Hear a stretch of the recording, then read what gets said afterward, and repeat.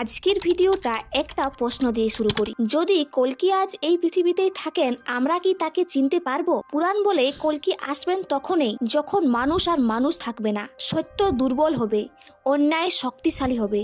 আজকের পৃথিবীতে কি আমরা সেই সময়ের দিকে এগোচ্ছি? আজকের ভিডিওতে আমরা জানবো কল্কি কে, কোথা থেকে আসবেন আর কিভাবে পৃথিবীকে বদলে দেবেন। কল্কি হলেন বিষ্ণুর দশম এবং শেষ অবতার। তিনি আসবেন এক ভাঙা পৃথিবীকে নতুনভাবে সাজানোর জন্য।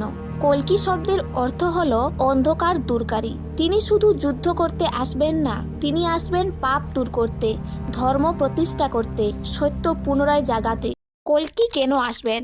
পুরাণে বলা হয়েছে, যখন সত্য কথা বললে মানুষ হাসবে, মিথ্যা বললে ক্ষমতা মিলবে, ভালো মানুষ চুপ থাকবে, ভুল মানুষ সিদ্ধান্ত নেবে, তখন সমাজকে এক নতুন পথে নিয়ে যেতে একজন আলোকবর্তিকার প্রয়োজন।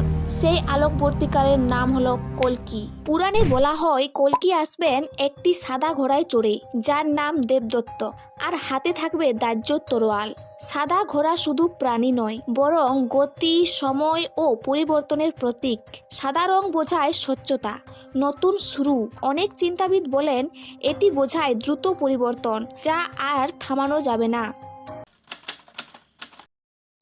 শাস্ত্র বলেছে, কলিযুগে শেষের দিকে এগোলে মানবিক মূল্যবোধ কমবে, প্রকৃতি অস্থির হবে, দুর্নীতি ও প্রতারণা সাধারণ হয়ে যাবে, রোগ ও বিপর্যয় বাড়বে, মানুষ নিজেকে কেন্দ্র করে ভাববে আমরা আজ সেই পৃথিবীতে বাস করছি।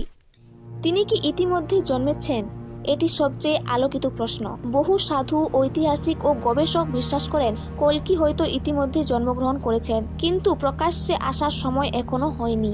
এখন তিনি হয়তো একটি সাধারণ পরিবেশেই আছেন, মানুষের মতো জীবন শিখছেন, আত্মশক্তির প্রস্তুতি নিচ্ছেন। তার প্রকাশ ঘটবে যখন পৃথিবী পরিবর্তনের জন্য প্রস্তুত হবে। তাহলে প্রশ্ন, কল্কি কবে আসবেন? পুরাণ বলে, যখন পৃথিবী সবচেয়ে অন্ধকারে ডুবে যাবে, ঠিক তখনই আলো জ্বলে উঠবে।